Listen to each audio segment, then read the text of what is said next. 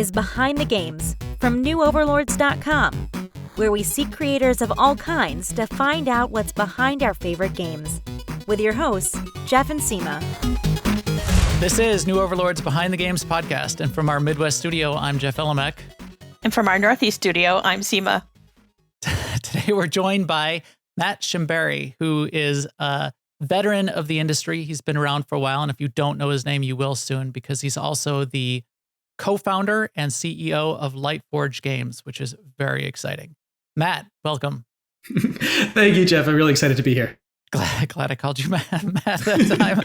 All right. Before we get into your origin story and backstory, I just wanted to say I'm super excited about Lightforge. So I have been looking for interesting studios to talk to. And one of the things we really like to do is find studios that are sort of leading in the industry.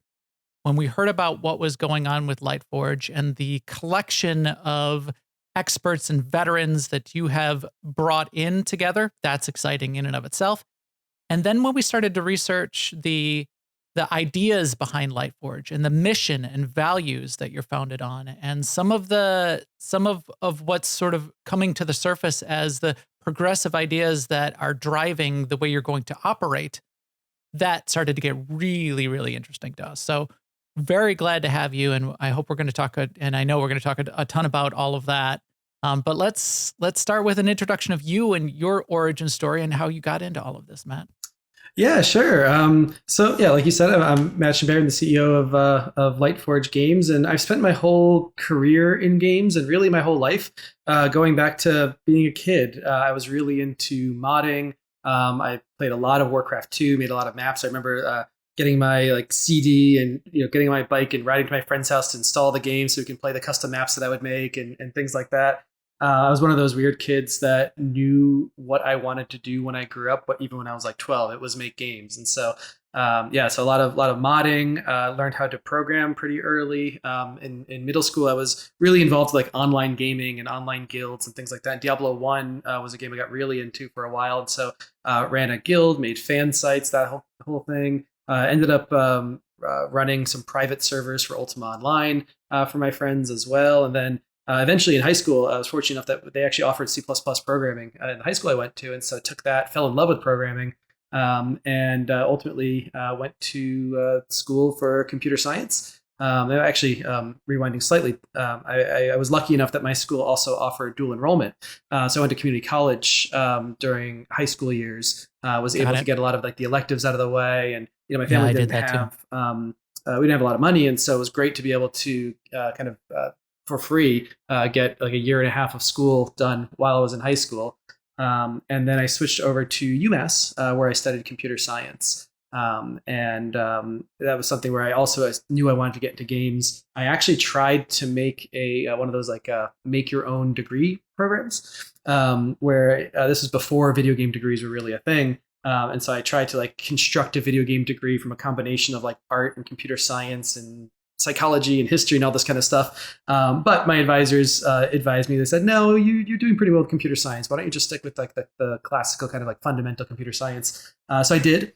But every elective I could possibly take, including an independent study, was all focused on games. And so I did that.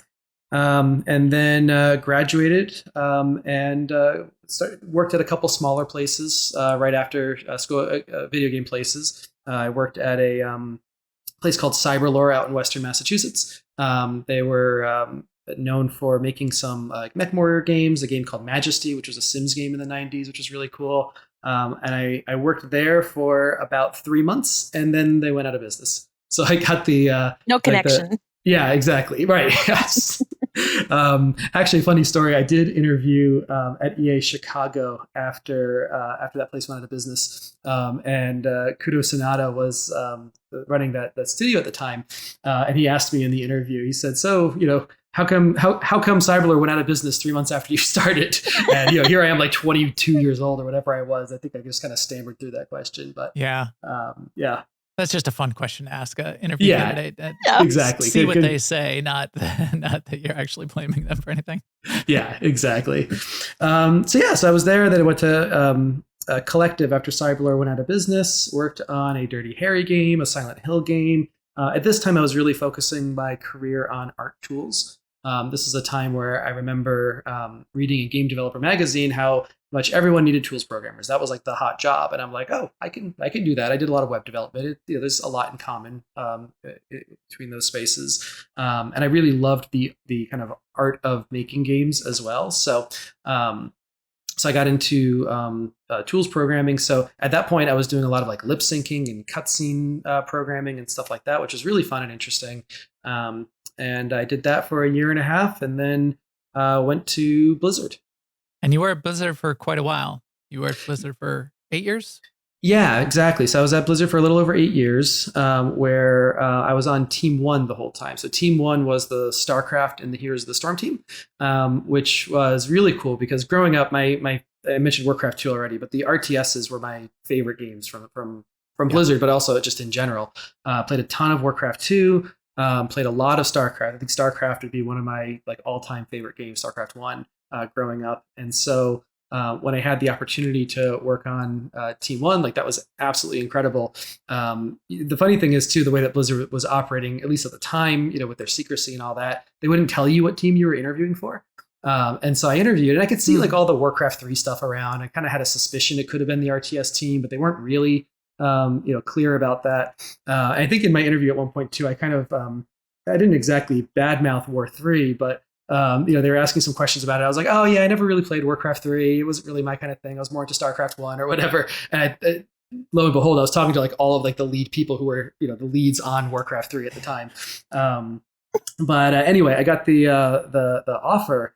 And I asked at that point, I was like, can I know what game I'm working on before I accept this offer? And they very secretly were like, yeah, but you can't tell anyone. It's StarCraft 2. It hadn't been announced yet, which was part of the that's so exciting. Okay. Yeah, it was. In fact, a fun thing. Let's see if I can move my camera for a brief moment there. Okay, you can kind of see the Penny Arcade thing up there. Yeah. Comic there. Yeah. So that's really fun because that was a comic that came out my very first day at Blizzard working on StarCraft 2. And it's a comic about a programmer joining the StarCraft 2 team on their first day and basically doing orientation. The whole point of it was that, how did they keep StarCraft 2 a secret?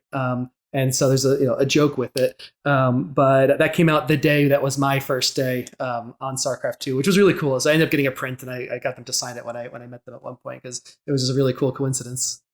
That's interesting. Okay.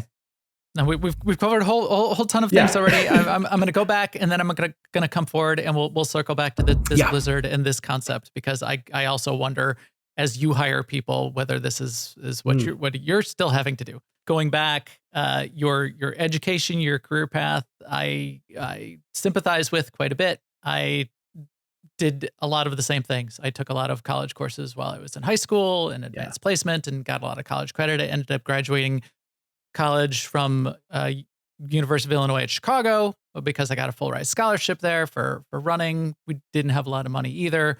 But I kind of did the same thing where I think this is what people need to understand. Even now that we have the opportunity in game schools to go to a game school, having the fundamentals of either a CS degree or, in my case, even though I went into computer science and we started working for Microsoft not long after in software development, I had an electrical engineering degree.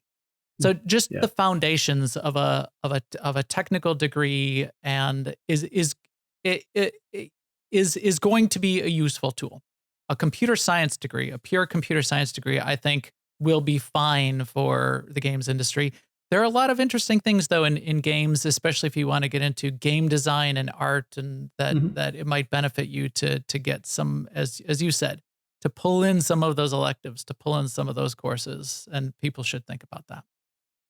Yeah, that's right. I mean, so my experience in school is now 20 years old, so it's hard for me to give advice, in the modern sense. But I definitely believe in the fundamentals of computer science or fine arts or whatever it is. I think that you learn a lot that way, and you can really apply them to a wide swath of different problems, whatever it is. Now that we're starting to see more people coming out of these game-specific schools, there are some fantastic candidates coming out of them. I don't have a lot of personal experience myself, but I would say there's certainly you can't go wrong with a kind of fundamental degree, in my opinion. And then I just wanted to throw in that I was always a big Ultima Online fan. That was, I taught myself software development, started getting into games really early, but I played a ton of Ultima Online. So it was really interesting to hear the idea of the running the private servers. Yeah, it's probably one of my most formative games, playing that game in particular. It's also the game that I probably loved the most and couldn't play today at all. Like, I just don't think I could play that game today, but I loved it for the time it was. There's a very interesting aspect of the Ultima series, which I think may be something that we can talk about when we talk about the idea of what kind of games you guys are creating, which is almost the gamification of empathy. And we've talked about this in a couple of our other episodes. And the gamification of values. They did that. That was core to the Ultima series. It was the virtue system. Right. And you needed to really think about that. And how do I make my character a better person? And is that good? And is that useful to me? And what do I think, then as a player playing that, where the mechanic is the message, is that making me a better person? So that's a little side thing that I think games could learn from. So Blizzard, you getting into Blizzard, this baffles my mind to have to interview for a job where you don't know what you're going to do and have to say yes or no. And I could see though the need for secrecy of a project. So that's entirely appropriate. And I can also see then, and this is something I think we all can think about, is when I've given career guidance to people, or even to my own kids, as they're getting into their careers and looking at what's next, thinking about who you want to work with and what the company is that you want to work with is often as important or even more important than what specifically you're going to be working on. Because jobs change within an organization, relatively often. Even sometimes before your first day.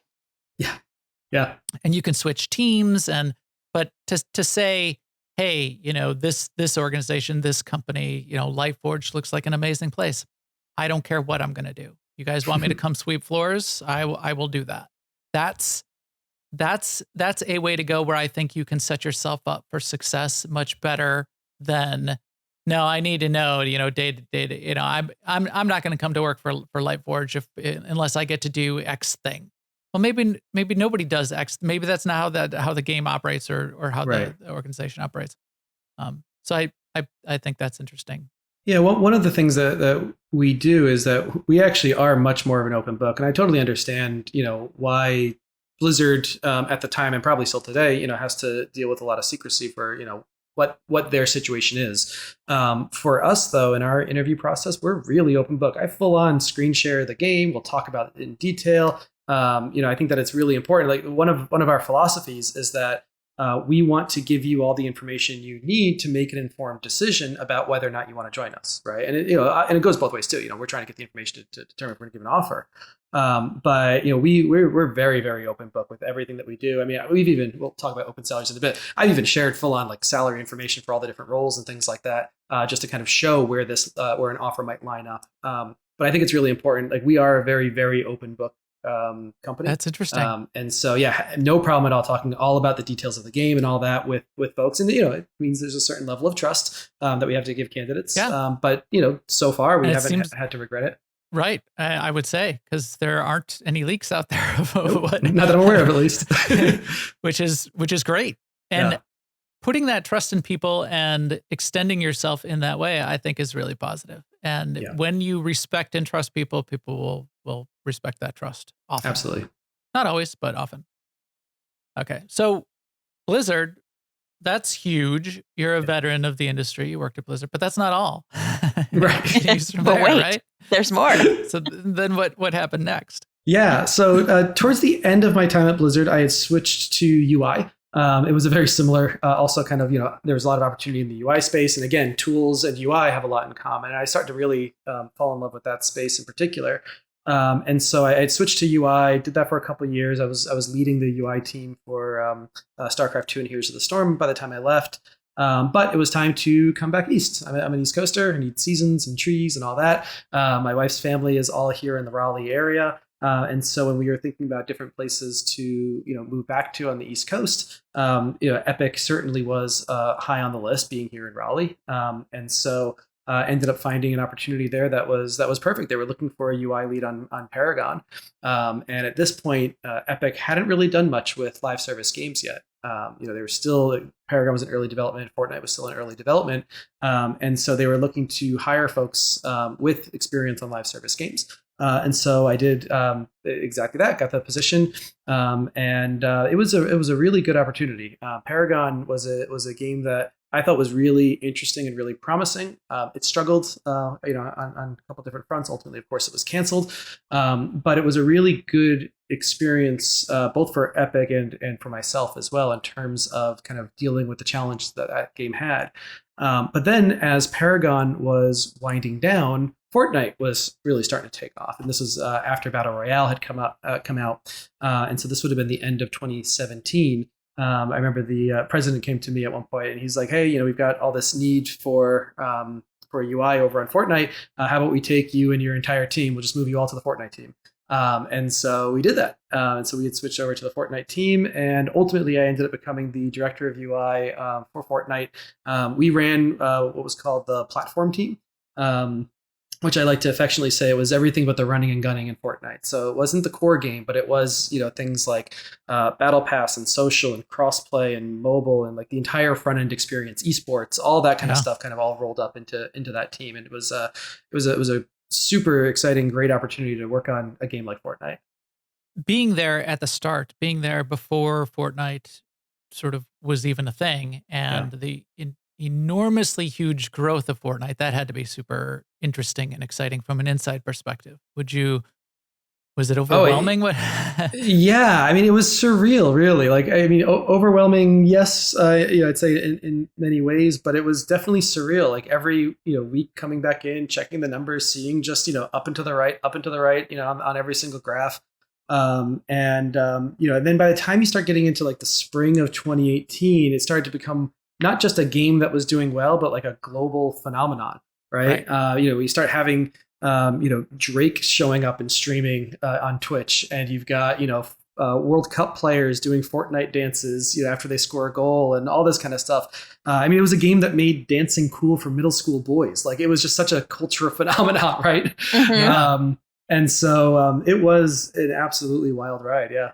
Huge experience and industry veteran at a premier studio, moving on to even a huger, potentially, huger, this growth, this rocketing opportunity. Yeah. I could definitely see where the Epic team scored in getting you there to sort of be the foundation of what was going on in terms of that live service experience, the AAA experience, and then where the UI experience was going to go. I think it's fascinating. You made your focus in tools and UI, and I think these are roles in video games that are underappreciated or just less understood, or taken for granted. Yeah. Right. But are huge. So we've interviewed a couple developers, and the tools developers, the systems developers, the systems engineers. That stuff is what's amazing and fascinating, and often makes or breaks a game. Yeah, I've often said for the UI space, especially when I was recruiting folks, because hiring for UI can be very challenging. People don't necessarily want to specialize in UI, and so we actually broadened our recruiting efforts as we were growing the team to any developers, and I'd basically want to share with them my excitement for UI and why UI is the right space. And the line I would use a lot is, when you're running a live service free-to-play game, your entire business model is running through the UI. Every part of your business model, right? Mm-hmm. So it's things like retention, onboarding, social stickiness. That's of course critical for retention, and then of course like the store itself. And so the entire business model of the game relies on the UI, and it's a critical team. It's a team that, in my view, and I think that this was something I really helped build at Epic that I'm quite proud of, is build the respect for UI as a core discipline. That kind of historically, it's like, oh, you got the graphics team or the AI team or the gameplay team or whatever. And UI was oftentimes like, oh, just give it to the junior, developer because no one else wants to do it. It's just the buttons on the screen. It's like, no, the buttons on the screen is like 2% of the job, right? The rest of how it all fits together and makes a business of a video game, like that's the really hard, challenging part. And something else I like to say a lot too is that, in computing, the hardest challenge of computing is the people using the computer. And UI Yes. is the forefront of that. And so Right. we're dealing with the hardest problem. We're dealing with the people.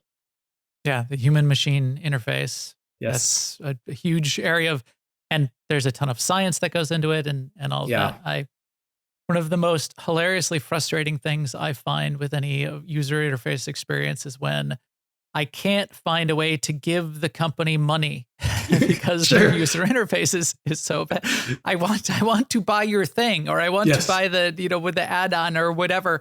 Please just let, who's the worst at this, I feel, is Sony. Yeah, sure. Final Fantasy and everything around Final Fantasy 4, Final Fantasy 14, Final Fantasy Online.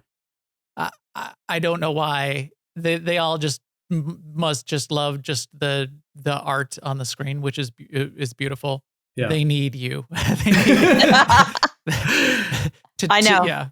I know. Trying to give them money is an amazing well, adventure. The other flip side of this, and this is where I think it can go really wrong, and kind of the mobile side of the world does this a lot, is the dark patterns too, right? Because it can be too easy or overly incentivized to essentially manipulate the player, Right. to use brain hacks and things like this. And there's been way too much optimization in that space, when it comes to how to trick people essentially Right. into giving you money. And maybe even trick is like not quite the right term. It's essentially hacking your brain into feeling like you must do this. And I have a real issue with that in the industry, especially when you're dealing with kids. And any kind of like game that is essentially unregulated casino gambling with children. There's plenty out there that are like that. I think that there's a real problem there. I completely agree. Yeah, And I mean that's an interesting topic all by itself, because I've played mobile games over time and watched them change how they're trying to get me to buy things, and it's been really, really interesting. Yeah, that's right. Right. And it's frustrating because if you start to break that trust, which is what has happened in the last 5 years with these kinds of dark patterns and predatory pricing models, you start to break that trust with gamers in general. That's right. And what happens is you create an adversarial relationship between the player and the developer and the creators. And that can spill over into even the places that do have a good relationship. And it sort of has the potential to poison the industry. That's and right. in the same way that a rising tide can float all boats, poisoned waters can sink all boats. And people need to be careful of that and understand that. And we need to fight against that. So again, you guys setting the foundation for the right way to be a company, the right relationship to have with a customer. And we're finding more and more examples of studios that are really going down that path in the right way. That's heartening to see that is well understood, that's where things need to go. And hopefully it can repair some of that lost trust with the gamer community. Yeah, absolutely. So Epic, Blizzard, Epic. Yep. Then you decided to do something a little different. Yeah. Towards the end of Epic, I was starting to think about what was next in my career, and I knew that I didn't want to be doing that particular role forever. It was a very demanding role. I spent too many hours working, too much kind of crunch and all that kind of stuff, and it took a leave of absence. And I actually think that that's something that is not something that's talked about a lot. That when folks start to experience things like burnout and stuff like that, that it's okay to take a leave of absence. And so I did exactly that. It was actually a medical leave.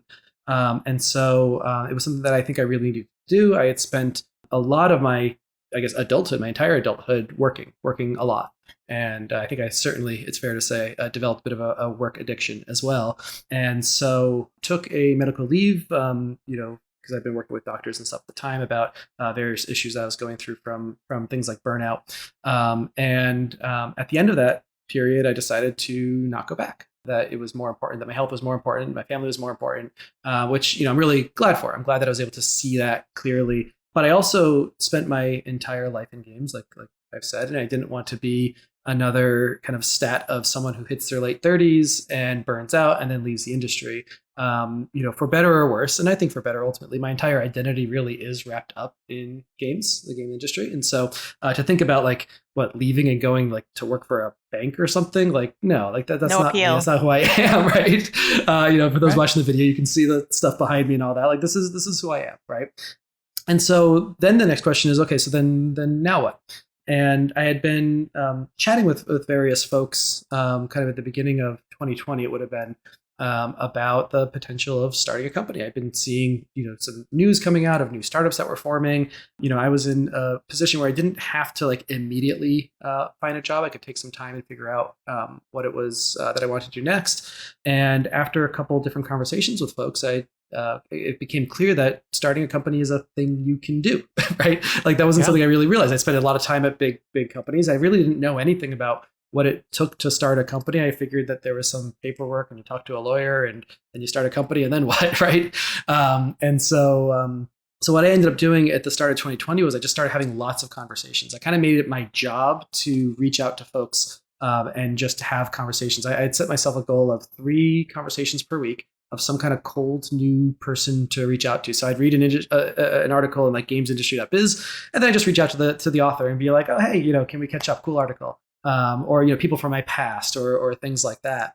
And actually one of the more kind of influential folks was Amy Morheim. Amy and Mike, of course, came from Blizzard. They now run Dreamhaven. I chatted with Amy. I knew her a bit from my time at Blizzard. I started chatting with her about possibly doing a new thing.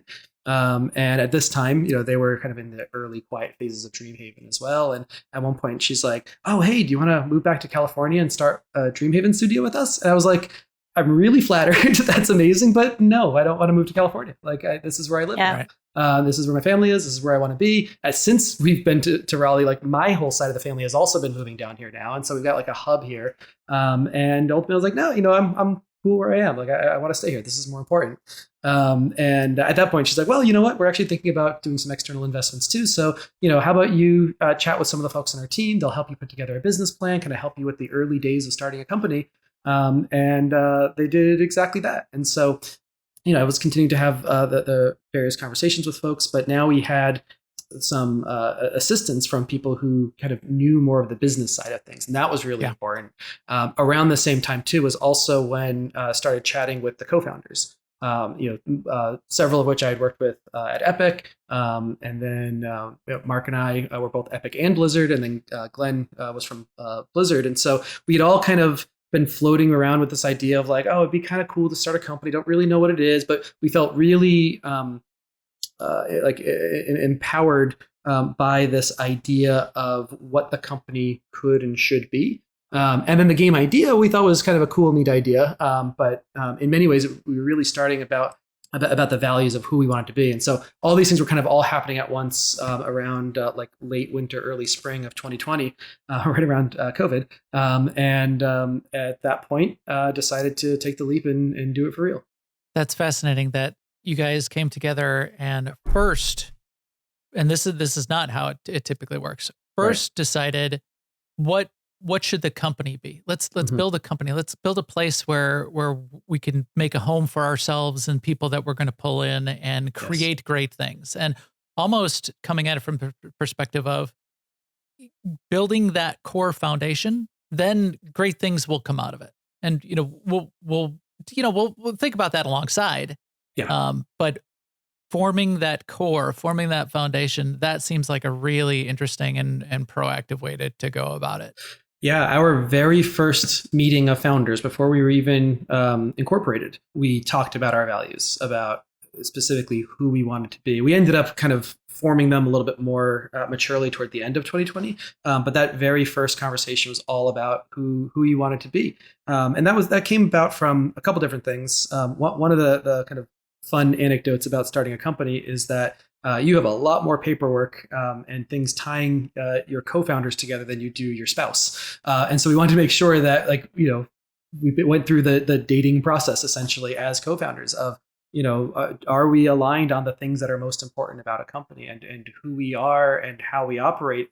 That's the kind of stuff that can completely sink companies if the founders aren't aligned on that. And we figured that the game itself can absolutely come together. We've got, an amazing group of co-founders. We hired an amazing group of people as well. But those things are kind of answerable. You can figure that stuff out. You can change, you can shift, you can pivot, all that kind of stuff. But philosophically, who you are, how you think of the world, things like that doesn't really change, right? That's kind of goes to core to who you are. And so we wanted to make sure that we were very much aligned on that from the very beginning. And it's got to be a little bit more difficult, and people sort of need to think about this. If you take a bunch of industry veterans, it's slightly different than where a lot of studios start, in a good way, start as a school project, a university project, and you get a 3, 4, 5 people together. And we've talked to a few of those studios, and it's almost, you develop in that way, you grow as you grow as people, you're growing your studio and your values, and you're sort of all growing together. If you take established veterans, they could be at slightly different points in their personal lives, slightly different goals, or very different goals for what they need out of work and profession. So the need to really be thoughtful about, do we align? What do we want? Are we all willing to be in this for the long term with these goals and objectives, gluing us together? So I think you obviously it was inspiring to take that approach, to make sure you start there from the sort of the mission and goals. Yeah. What I'm so inspired about from your story is basically, and I think this happens for anyone who's working in their passion area, that the sort of inevitability of burnout is there if you aren't able to, for yourself, set your own boundaries. And you went through the experience of learning how to do that, and then you had this amazing opportunity from Dreamhaven to help start Dreamhaven, and you're like, no, I learned that this is what I want out of life, and it's not that. And behind that was the better opportunity. It's very inspiring. Oh, thanks. Yeah, I think that one of the things that is really important that I've learned when it comes to burnout is values alignment can actually be one of the biggest either drains or like inspiring things to really help through things like that. And so when we were chatting with the initial founding group, we realized that even though you're right, different veterans can bring different stories, et cetera, that ultimately the story of what we wanted to be with Lightforge was really resonating with ourselves, and then ultimately it turned out to really resonate with a pretty wide group of people that we've been recruiting as well. And I think that that's a really important aspect of all of this, that it's not just work-life balance. Like, that's an important part of it. It's not just hours put into the seat, but it's the actual alignment, right? If everything is draining or dragging on you, if that friction is constantly there, like, that's going to contribute to burnout far more. And if you believe in the mission, if you feel good about it, it's going to energize you more, right? Yeah. And so it's been just a really important core to who we are. And Seema, I kind of agree with what you're saying there. The boldness or the strength to say no, to found a Dreamhaven studio, the fortitude is very inspiring as well, and was the right decision. It seems here. So now that we're sort of talking about that foundation and the values, let's get into that somewhat explicitly for Lightforge, because right now there's Lightforge is early, and it's putting the team together, and it's starting some work, but it's not public. There's it's not out there just like showing a bunch of games and stuff. So what you see when you go and research Lightforge is very front and center. Here's our values. Here's our mission. Here's who we are as a studio. So let's start to enumerate some of those and talk about that. I mean, that just seems so positive that you've started in that place in that way, and that had to be a mindful decision to present yourselves in that way. Oh yeah, absolutely. I mean, it's a mindful decision in that it's important for us for recruiting to talk about who we are. So folks, again, coming back to making an informed decision, if we are really open and upfront about who we are, how we operate, et cetera, that can really help folks either self-select in or out, depending on what they're looking for. And also it can help, attract potential people as well. And so, yes, it was absolutely an important part of what we planned to do.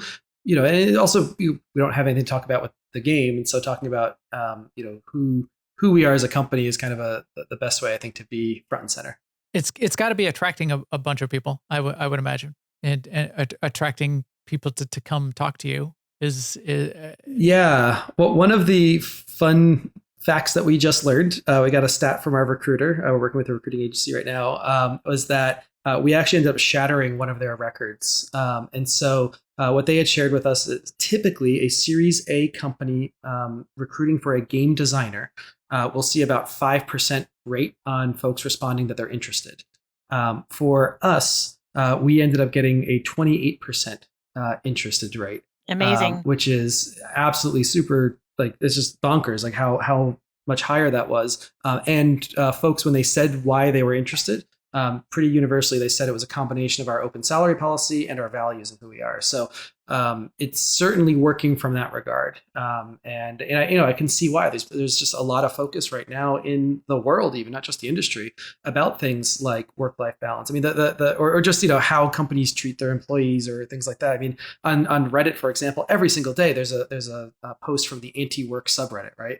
There's this kind of like, just general sense that the institutions or the world or workplace or whatever is inherently unfair or bad or anti-employees or things like that, and especially among younger generations. And so this is something that we've been very front and center about. Like, no, this is who we are. And we do believe in being good to the team and fairness and equitability and diversity and all these kinds of things. And so we make a big deal about saying it so that people know that and they don't just assume that we're, I guess, like everyone else.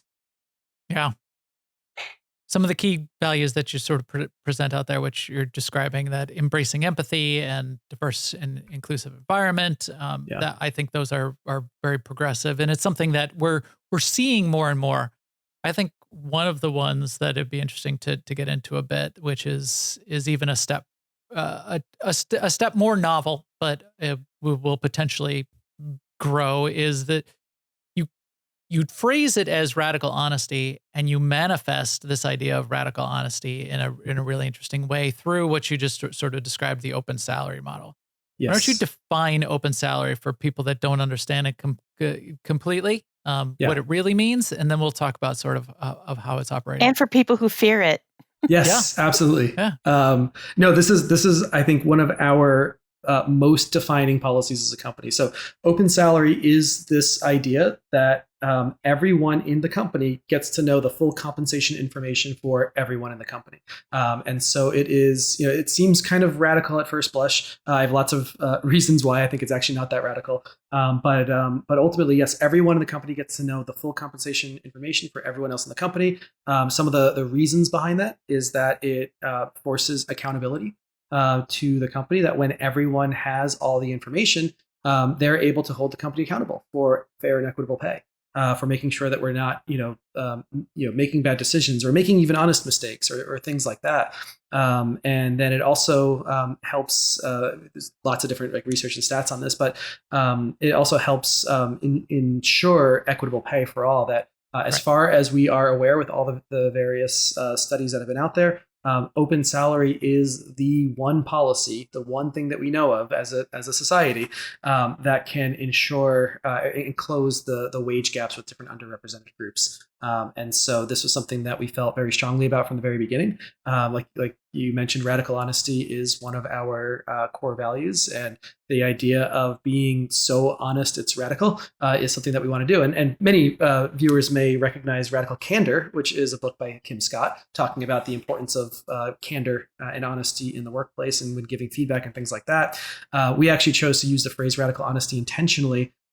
She uses radical candor to kind of get the emotion out of it, because honesty sounds a little bit too emotional. We actually take the opposite approach, where we said, no, humans are emotional creatures. Let's recognize that there is emotion in there, and that's okay. Let's, but and that's where the empathy comes in. That's where growth over comfort comes in. Some of the other policies, but this is all stemmed around the idea of radical honesty. It has to be a foreign concept to most of our audience and most of the people who will hear this. Not everybody, and not all areas of the world. Do you have, is it how much hierarchy then do you have in the organization? And Yeah. then do you have like tiers of hierarchy, and then the Mhm. sort of like salary structure and compensation is based on those tiers, or Yeah. is it So very to flat? get into or- it a bit more, so we so I would say that our general hierarchy and structure is not very different from other startups. We've got directors and leads, and people who report to different people and all that kind of stuff. And we definitely have different levels as well. We've got junior folks, we've got principal level folks. And the thing that I think a lot of people have a misconception on is that open salary kind of either forces an equal pay where everyone makes the same amount, or causes a massive compression where the top pay comes down and maybe the bottom pay comes up. But that doesn't have to be the case. One of the things that we make a big deal about is that all of our decisions must be defensible, right? When I said before that we share the full compensation information with everyone, it's the full compensation information. It's the justifications for why a certain person may be at a given level, which would be tied to a certain pay, or even if there's an exception, which we've done in the past. But all the kind of normal things that you'd expect to find in an organization when it comes to compensation, like we do that too. Like we have principal level engineers who are making more than junior level designers, and yes, actually, even as a whole, engineering, level by level makes more than design. That's kind of a market based decision, which there's defensibility in that. We're okay with that. We share the information with everyone. In fact, one of the things that was really interesting about this policy was that our artists have kind of known that engineers make more than them. That's not a surprise or a secret. And one of the artists on our team actually commented once they saw the salaries, like, "Oh, that's interesting. I knew engineers made more. I thought it was far worse.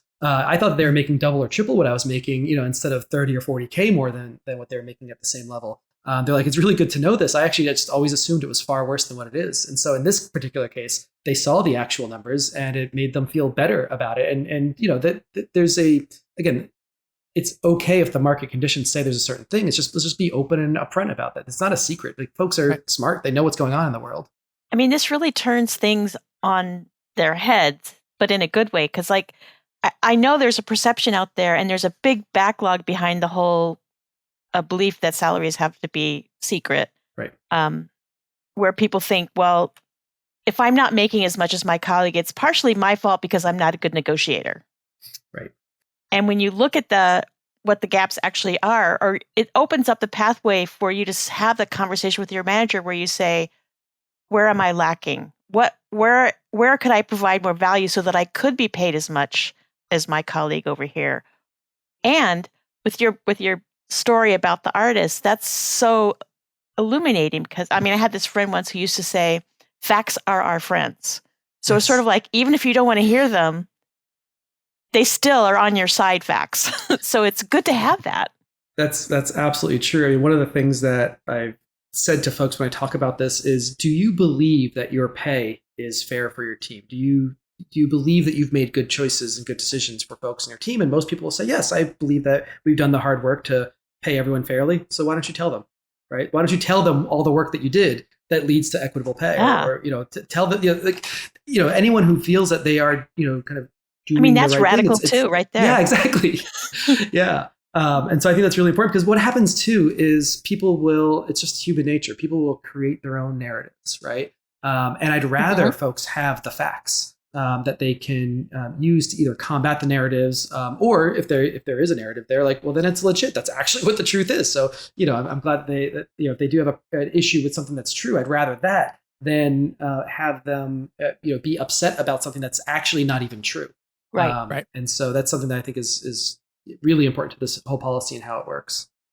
Ultimately, it's easier. In some ways, yes. I mean, it's definitely harder in many ways too. One of the things that is kind of let's call it a downside. I have reasons why it's not actually a downside, but it's that conversations around hiring in particular are a lot harder, right? You got to have a much more thorough conversation about where someone lands, and in many cases, you have to have that conversation with folks who are ultimately going to be peers with them as well. So we, for all of our hiring decisions, we have that conversation fully open with the hiring panel, but also it's an open door conversation in our remote virtual office software that we use. So anyone who's logged in at the time can also hear the whole conversation, including level, including pay. And sometimes it'll be something like, okay, cool. So if this person's going to be a 4.2 level, how does that compare to you, other person in the room right now? You're a 4.2. Do you think this person's the same level as you, or above or below, and why? That can be an awkward conversation for people, right? See, I hadn't even thought about that. Yeah. But everyone gets to know everyone's level. Because for us, we have levels, and we have, I mentioned 4.2. We have levels like you'd expect, like, associate, mid-level, senior, et cetera. But we also have steps that kind of go across the matrix. So it's like 4 might be a senior, and then 4.2 would be like a step up senior. We have that granularity so that we can have some of these discussions a little bit more specifically. But yeah, it can be uncomfortable for people who aren't accustomed to having conversations like this, or aren't accustomed to having pay conversations at all, to talk about things like, how does this person compare to you, right? Right. But That's very I found intimidating. that, yeah, it is, and so we try hard to make sure that we normalize it as much as possible, that we're not putting people on the spot, but also that we make it a very normal thing to talk about, that we talk about money. Like we get that we're kind of swimming upstream societally, that it's uncomfortable and uncommon for people to talk about salaries, but we also view this as an important part of our jobs, and how we evaluate folks and things like that. I wonder if that filters out into people's personal lives at all, because like one of the biggest stresses on relationships is talking about money. That's interesting. I haven't asked folks about that. Yeah, I'd be really curious about that. Yeah, right. But yeah, I'd be curious if other folks are, not just money, but just feeling, I don't know, more empowered to talk openly and honestly about things that are typically more uncomfortable. One of the things that we say in orientation, so the open salary isn't just like, oh, there's a spreadsheet, good luck finding it. We literally make it an orientation step to go find the spreadsheet, look at it, open it up, etc. But one of the things that we say is all we ask in return for this policy is that if you ever have a question or a concern about your compensation or anyone else's compensation, just talk about it openly. That's all we ask. Like let's just have an open conversation about that, which has helped on a number of occasions. We've been able to have good conversations with folks about that. And in one case, someone actually found an error, like an actual logistical error in their own compensation. And it was only because they were able to compare. In this case, it was stock options, because it's everything. It's not just base salary, right? In this case, they saw their stock options and compared it to other people at their level, and was like, hey, I know that I accepted what I accepted, but I'm kind of curious, like, why are my stock options lower than other people of my level? And we looked into it. We're like, oh, this was an error. This was a mistake. And we were able to fix it before they are actually officially awarded. And that was only because that person was able to see the That's salary amazing. information. And so what could have been a complete mess to unravel at some point in the future, and possibly like a really like disheartening kind of call or conversation, turned out to be something that like reinforced trust. Of like, oh yeah, thank you for this. It was an honest mistake. It was a logistical error. We fixed it. And now that became a celebration of our policy and a reinforcement of trust, rather than what it would have been the opposite. I think that idea of reinforcing trust in this way, creating a trusted environment, and also creating a sense of ownership for people then, that they're on the inside, they see what's going on, they're part of the decisions. We're all in this together. We're all working together. In corporate America, at the higher levels, this is kind of how things work. And you get all the way up to the board level, and it's public information anyway. Everybody knows exactly how many, what the salaries are of all of the C-suite people, and they all know each other. And it's providing that same level of trust and openness to every employee in the organization now opens that up. One of the things I always demanded and strove for in every job and career I had was at least a sense of ownership in the business. And through things like stock options, you are getting direct ownership in the business as well, which I feel is super important if you want people to be fully on board and bought in and part of the organization.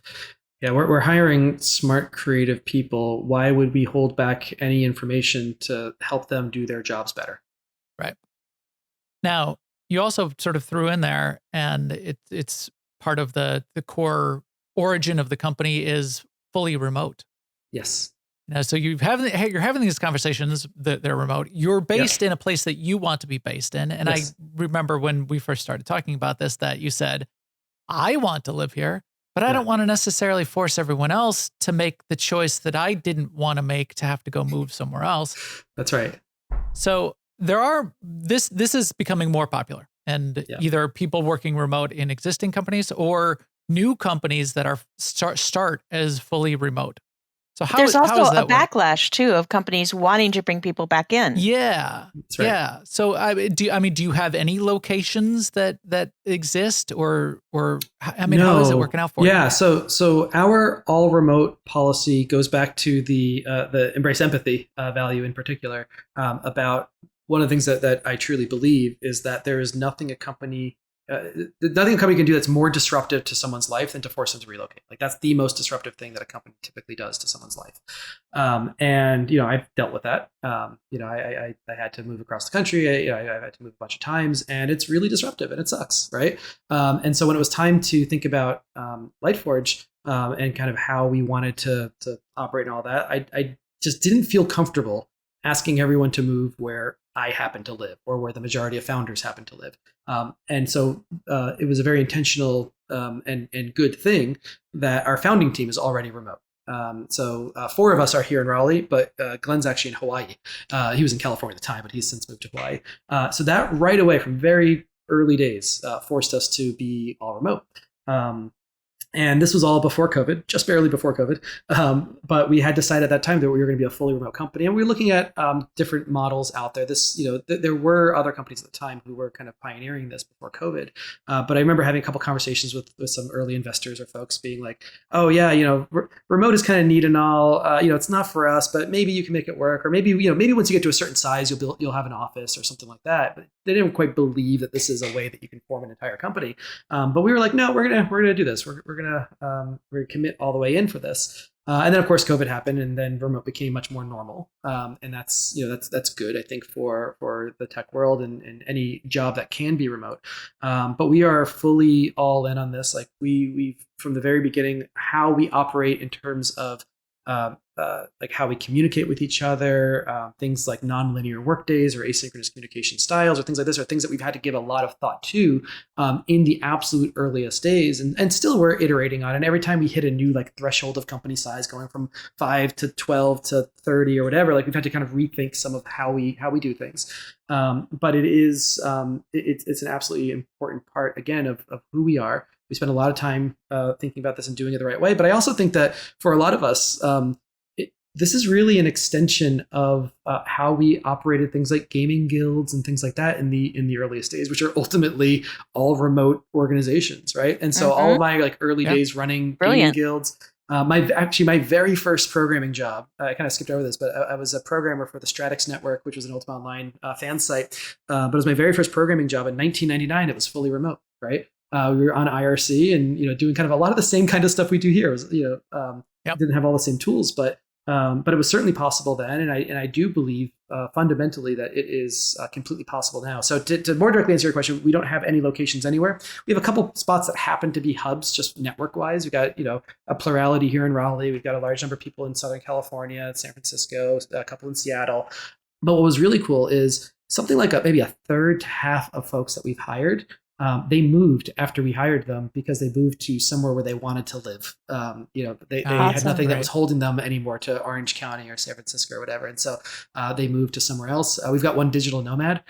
He just full on changes location every 3 or 4 weeks. I love it. Yeah, it's incredible. And I really love how it allows and empowers people to have the life and lifestyle that they want. That's excellent. That's amazing. And it seems, as you said, getting the systems, getting the tool set that's easier than ever these days. Yeah. I think it probably also sets you up for a much bigger pool of potential candidates for bringing in the best of the best around the world to come work with you and the people that are the best fit. Yep, absolutely. We're currently spread from Hawaii to Germany.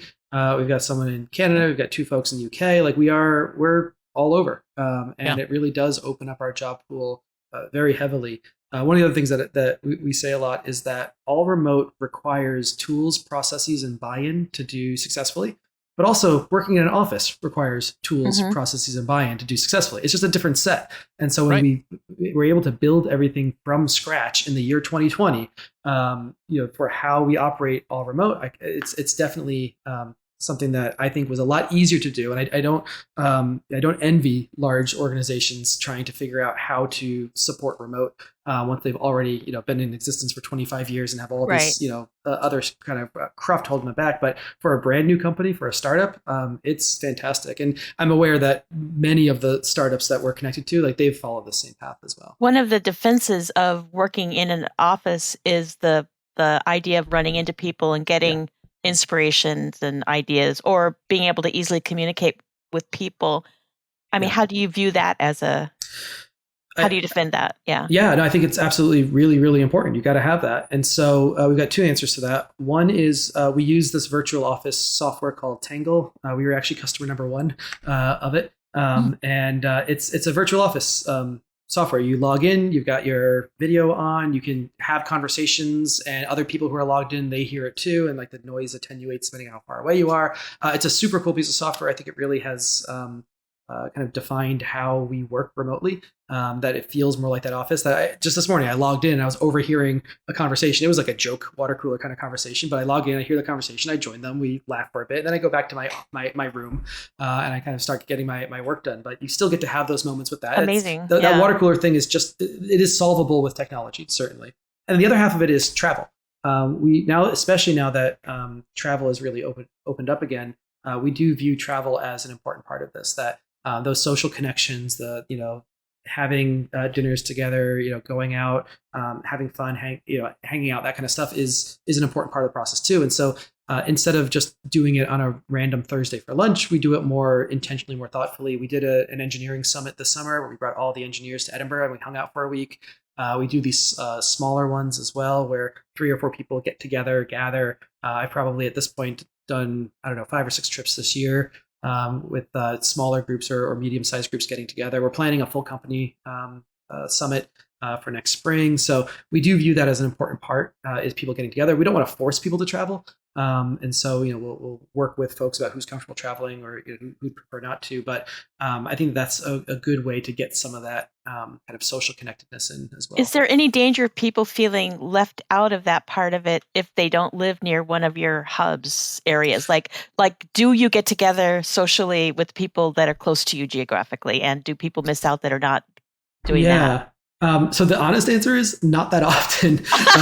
So, I mean, I live within maybe a 20-minute drive of 5 or 6 other employees, and we don't actually hang out that often. One thing I will say is when it comes to work meetings, we still do those fully remote. Like it's incredibly rare that I'd be like, let's go grab a coffee and talk about work things, excluding other people. Maybe if it's a one-on-one is a little bit different because that's meant to be private anyway. But no, we actually don't have that many hangouts, to be perfectly honest. So there is. I think it is a danger that if people are more isolated, that they don't have that opportunity. And for those folks, either if they want to travel for a couple days and hang out with folks that way, or a couple people can go out to them or whatever. It's something we'll keep in mind. I don't think we've solved this, but just a week or two ago, I reminded everyone, like, hey, we're way under budget on our travel spending. If you're interested in going to visit someone, by all means, let us know. We'll work it out. No, that's excellent. I want to talk about how these kind of values flow into what you're hoping to build in terms of games and platforms. But there was one other of the bullets that came up in conversation with us where we were putting this podcast together. We're putting some notes together last week. Tuesday in the United States came up, and we all had to make sure we went and voted. And you said, "Oh, we can't. I can't talk on Tuesday because we all have the day off to go vote." Yes. I said, "Oh, day off to go vote." Here's another structuring the schedule, making things like that important, and bringing that to the surface. Why don't you talk about that for just a second as well, because I think that feeds in. Yeah, I mean, when we're looking at what our various policies are, including things like PTO, days off, things like that, we're certainly trying to understand what is right and good for everyone. And of course, there's been a big discussion in the U.S. about, hey, why isn't Election Day a national holiday so people can take off and vote and all that? And we realized, oh, well, that's within our power. We can just make it a day off for the company. And so that's where that came from. It actually was a pretty quick conversation of like, oh yeah, let's do Election Day because that's what everyone else is saying. It also helps that, again, the company was born in the year 2020, so there was a lot of election energy the time that we were coming up with these policies, and so that was something we decided back then. But yeah, I think that the higher level point though is that we want to make sure that people can live the lives that they want to live, that they have the freedom to do what it is, but whether it's being a digital nomad or taking a month living at a beach and working, take some vacation time too, but also being able to work during that time. Yeah. Being able to have the really flexible non-linear workday where it's like, oh, you know what? Every afternoon, I want to spend 3 or 4 hours with my kids when they come home from school, and then I'll work again at 9 p.m. Like, if that's what the lifestyle is that you need, by all means, because we're already so disparate with time zones. There's no such thing as core hours for us, and so we've already had to adopt things like asymmetric or asynchronous conversations and things like that. That it then allows for all these other kind of like lifestyle boons to happen. If you want to go grocery shopping on the middle of a Wednesday because that's when the stores are quiet, go ahead, do that. Right? We can, but we'll be able to work around. And even separate from that, just like energy wise, you don't need to work a contiguous 8-hour workday. If you are someone who's energized in the morning, but then the afternoon you need time off, like. Work when it makes the most sense for you. And in many ways, from like the evil company perspective, like that's good too. It means everyone's working when they're most energized, when they're most productive. It's more efficient. Right. So this is an amazing set of values. And I love this concept of, not only structure, but PTO and putting everything together in that way. Yeah. I would expect, and I don't want to lead the witness here, but I would expect that the studios that are doing this in the best way, that those kinds of values will probably naturally flow into the things that they create. Yeah. Do you do you?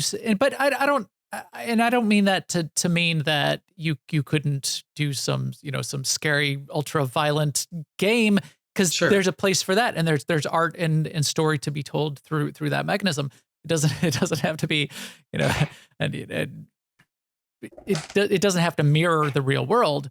Yeah. But those values and how you structure the game, how you structure the game systems, the user interface, the monetization models, I would expect that that's going to flow through in these cases. Do you see that as well? Do you expect that to happen both for you and for the industry, for companies that do approach their company this way? Yes, absolutely. I mean, the game we're working on is a highly social game where we want to have a positive community in it. And so a lot of the kind of community building stuff that we're doing as a company certainly will extend. We were just recently talking about kind of what we want our player communication style to be. And we want our style to be open and vulnerable and honest and like, this is how we want to talk to players. We want to treat, the players with the same respect that we give the employees as well. So that's certainly something that's going to come through in terms of how we build a community. One of our other values is tell your story, which is all about, bringing your whole self to work or your authentic self and things like that. And, our game has a lot of storytelling built into it as well. And so we want to be able to support people to, be the character that they want in our game as well. So I can definitely see a lot of our values coming through in that. And also we have talked about things like vision validated or growth over comfort, but those are both values that certainly will play a big role in how we approach the live service nature of the game as well. That, we'll put something out there and it's okay if it's not perfect, it's just a work in progress, and then we'll measure it. And if it, we'll make changes from there. I think that absolutely you'll see a lot of these values reflected in the game. There's, what was it? Peopleware, that book from like the 60s that talked about how software is always a reflection of the team that built it. And so structure your team in a way that you want your software to look. And I think that's going to play out in this case as well. I expect there's going to be challenges and difficulties. And of course, again, some of it is based around this idea that, parts of the well have been poisoned, and you get this adversarial relationship with parts of the gaming communities. But in the places where there's a very open and honest in the way you're operating internally, and open and honest relationship between the developers and the the ideas of what they're putting into the game, their mission, their values, the roadmap, being as open and honest as possible seems to pay off. Yeah. I know that it's difficult and there's challenges, and anytime there's a mismatch in expectations versus reality through no fault of anyone's necessarily, you get that mismatch in expectations versus reality, and you can get some friction. It's like an analog of the open salary thing, because companies are afraid to air their roadmap because they don't want to be wrong. Right. Yeah, that's right. I think that when you see, like, let's call it mistakes or issues in the community with different games, when you see the big company approach of the more kind of corporate polished message versus the, say, more authentic approach that typically a smaller company might have, you generally see the players responding much more positively to that authentic message of like, oh, yep, we made a mistake. Here's what we're doing instead, and we're going to just kind of give you the roadmap or whatever the next steps are, versus say that big company approach that sounds very corporate-y. It makes sense that the players are going to care more about that authentic message, and that's something that we'll certainly be leaning into. We're not going to be an overly buttoned up corporate company, hopefully ever. But you're also the other side of that is you're going to have a way of dealing with people who feel entitled to behave in a way that doesn't promote the open and positive communication model that you're looking for. Yeah, I'm sure. But we don't want to be afraid of shadows. Like, I'd rather let that be a problem and then solve the problem rather than predict the problem and possibly make it worse. I like the sound of that. Yeah. That's positive and a great approach. So thinking about that, and we're gonna love to see what some of these like systems look like, and as that develops, I'd love to catch up. So setting that aside, as you guys are continuing to develop here, what do you see as we wrap up here? What do you see sort of the future, maybe the future for the industry? I mean, either the future for you guys in 3, 5, 10 years, or the future of the industry. I mean, do you see things moving in this direction that you are leading? Absolutely. I think this is definitely where things are going, and it's a pretty easy calculus, to be perfectly honest. It's the year 2022, right? So what does a company look like in 2025, 2030, 2035, right? You look at the people that make up the company at each of those stages, right? You're at a point now where, and I know these are broad strokes, but they're useful for research and things like that. But like, you're at a point now where millennials are running companies. I'm technically a millennial, right? I'm a cusper, but I am technically a millennial. You've got Gen Z in the workplace already. The oldest Gen Z, I think, is 26 or 27 now. They're going to be leads real soon. We're going to blink and we're going to have Gen Z leads, right? And so you've got people who are building companies, running companies, et cetera, that are bringing these kind of newer ideas or thoughts or experiences with them as they're starting to kind of either run or form new companies. And that's going to continue to send things in this direction. Gallup did a poll to determine what do the younger generations look for? What do they expect in a workplace? Number one for both millennials and Gen Z was a company that looks out for their well-being. Number two was, I'm blanking now. Well, I remember, so definitely an open and transparent company was very high on both of their lists, and an inclusive and diverse company was very high on both of their lists as well. And so these are expectations that they're bringing to the workplace, and these are things that they're making decisions on, like where they're going to work based on these expectations. And so companies need to adapt if they want to be able to hire the next generation of folks that they expect to exist in 2025, 2030, 2035. They're going to need to adapt to this. And so I think that those who are adapting earlier will be able to reap the benefit of that. And those who are late to the game are going to have to catch up eventually. But yes, I think that absolutely this is the trend of the industry. Yeah. Excellent. Well, that's inspiring, and we agree. I would say. Well, I don't know if I'm speaking for you, Seema. But No, I totally agree. The studios and the people that we've talked to have really inspired us. We've talked to some amazing people building studios, new studios in the way that you're talking, or are running existing studios. Hector Padilla, who's a people manager at IO Interactive, who's just describing the right way to manage teams and manage people and create careers for people where they can be part of a company that they trust and is open and have a place to live and work and then build great things. So we're very inspired. We hope that some of the problems that we've seen in the past, that people shining a light on those has been very good for the industry.